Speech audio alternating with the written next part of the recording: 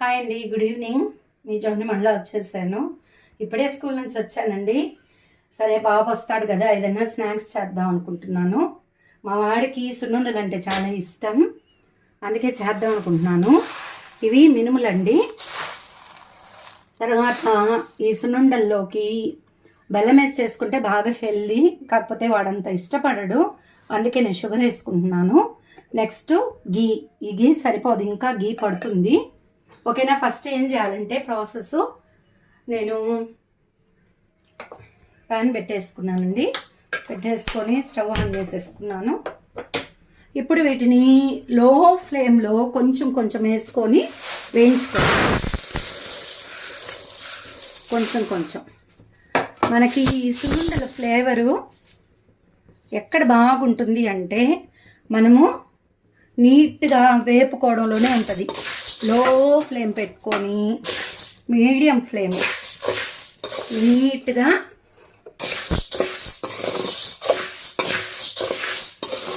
వీటిని బాగా ఫ్రై చేసుకోవాలి.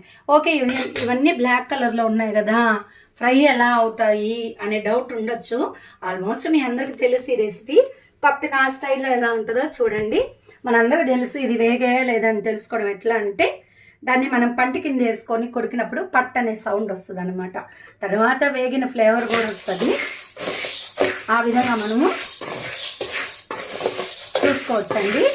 ఈ విధంగా మనము వీటిని ఫ్రై చేసుకోవడమే. ఫ్రై చేసేసుకున్న తర్వాత ఆ షుగరు దీంట్లో యాడ్ చేసుకొని బాగా మెత్తగా మనం గ్రైండ్ చేసేసుకొని గీ యాడ్ చేసుకొని ఉండల్లాగా చుట్టేసుకుంటే సున్నుండలు మనకి రెడీ అయిపోతాయి.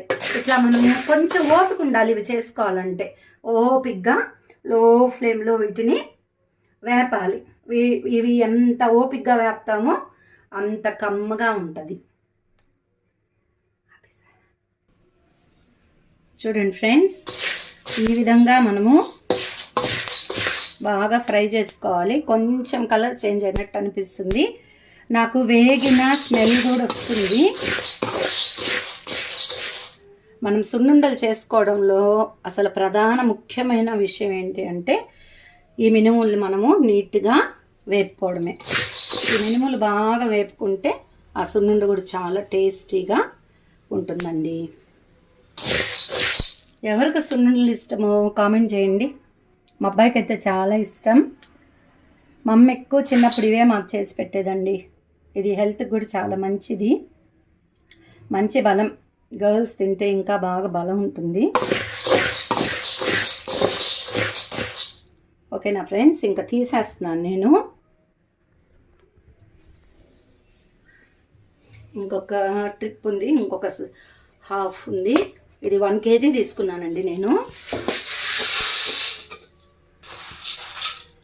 ఇంకొక హాఫ్ కూడా వేయించేసుకుంటాను.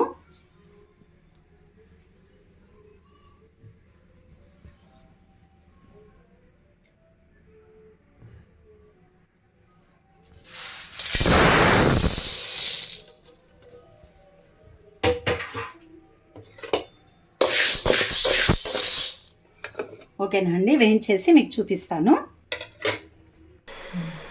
ఓకే అండి, ఈ మిగతా హాఫ్ కూడా వేయించేసేస్తున్నాను. ఇప్పుడు వీటిని ట్రాన్స్ఫర్ చేసేసుకున్నాను వేరే గిన్నెలో.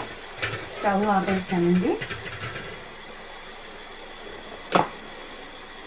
ఇప్పుడు వీటిలో ఇది బాగా చల్లారిన తర్వాత ఈ చక్కెర ఎంత పడుతుందో అంత మనం తినే స్వీట్ని బట్టి షుగర్ వేసేసుకొని కొంచెం బాగా మెత్తగా పట్టేసుకొని గీ యాడ్ చేసుకొని ఉండలు చుట్టడమే.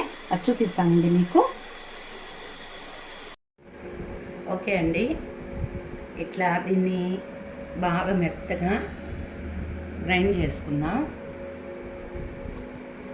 ఇప్పుడు దీంట్లోకి ఈ గీ, మంచిగా ఫ్రెష్ గీ అది యాడ్ చేసి బాగా రౌండ్గా బాల్స్ లాగా చేసుకుందాము, ఉండల్లాగా చేసుకుందాం.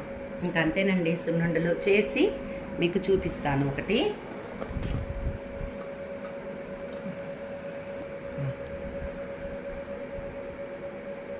ఇట్లా సైడ్ నుంచి కలుపుకుందాము.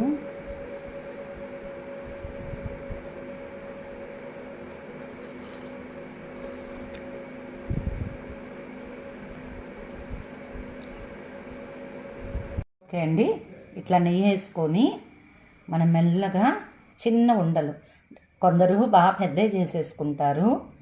నేను ఎందుకు పెద్దవి చేయనంటే ఒకసారి తినలేరు కదండి, అట్లా అక్కడేయడం ఇక్కడేయడం పాడైపోతుంది, ఎగుటు పుట్టినప్పుడు తినలేరు. అందుకే నేను చిన్న ఉండలు చేసేసుకుంటా.